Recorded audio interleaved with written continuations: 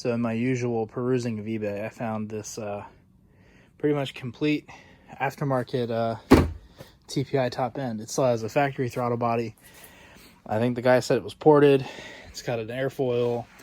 It's supposed to have a ported Edelbrock base. It's supposed to have ported Edelbrock runners. These are Bosch injectors, so that's all cool. Factory fuel, F-body fuel rail, which not a big deal. And the plenum's been polished, which is cool. And it's supposed to be ported also. And it looks like, based on this, it's a later speed density plenum, which is always cool. So we're gonna tear it down and see what we got. Realistically, vintage fuel injection junk. I'm probably not gonna keep it for anything, but to eBay it might go. But let's get it torn down. Definitely wouldn't call that ported. I mean, maybe somebody took a grinder in there and kind of opened it up a little bit. And I guess there's a little bit there. Yeah, let's compare to this one. It's a little different. I think this is a later one though. That's an 85. That's a first year. So I'm not positive that it's ported. But I guess the thing about people selling stuff as ported is the kind of depends on the seller, you know. I guess someone hit this with a grinder, so technically speaking, I guess it is ported. Whatever, let's get the runners off.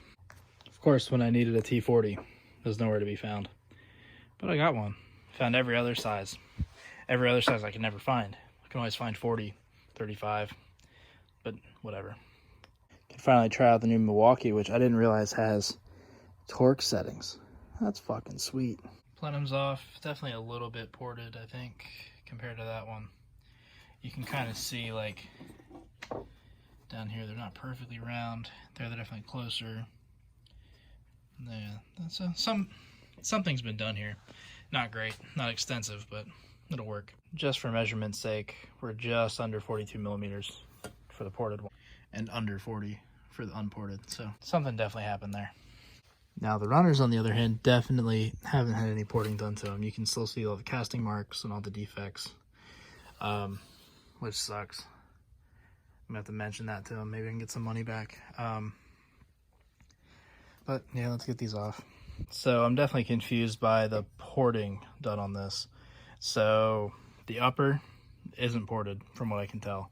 Like I said, based on all the markings in there and stuff, no one's hit that with any kind of grinding or anything.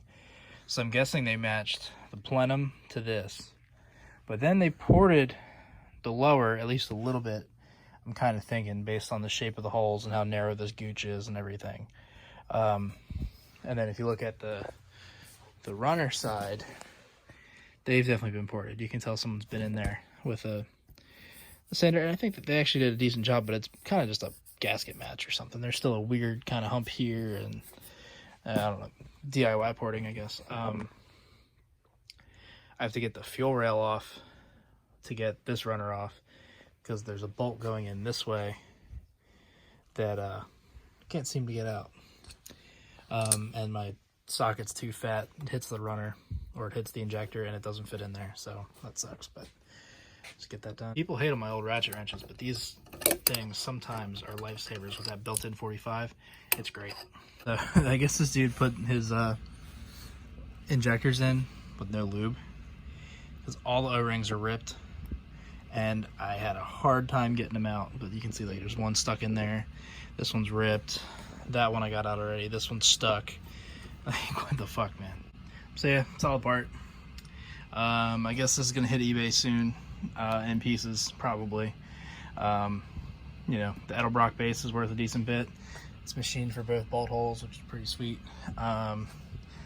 It's only ported at the runner, which I think is fucking stupid.